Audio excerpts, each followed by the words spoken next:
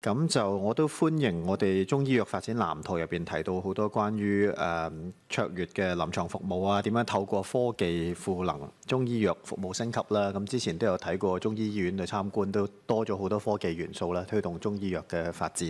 咁但係我哋要做好多臨床啊，或者我頭先講到中西醫合作啊等等，其實都要嗰個數據互通啦。咁唔好意思，我都係問翻頭先好多人問醫健通嗰個問題。咁變咗中醫其實入呢度嗰個數字都係少嘅，大家睇到到26段嗰度到1月得1330名中醫師登記使用醫健通啦嚇，佔12%。咁但係我相信呢度而家有用緊嘅，即係當然可能我哋前面陳議員啦嚇一定用緊啦。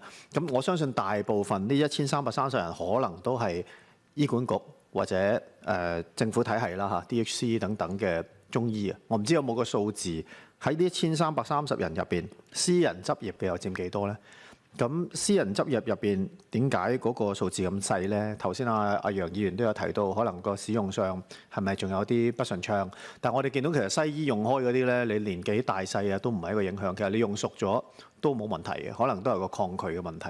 咁變咗你喺私人執業嗰度呢個使用率，我哋點樣去做多啲或者推廣啲，令到大家去提升呢？咁另外亦都係咪實際使用上仲有咩方面係可以進步？我相信科技方面亦都可以更加改進嘅，永遠都。咁會唔會有啲 focus group 啊？真係同啲中醫師年紀大又好，年紀細又好嚇，大家坐低嗰個系統入邊有咩要改進嘅嚇，再睇一睇點樣令到大家唔會增加咗大家工作上嘅負荷。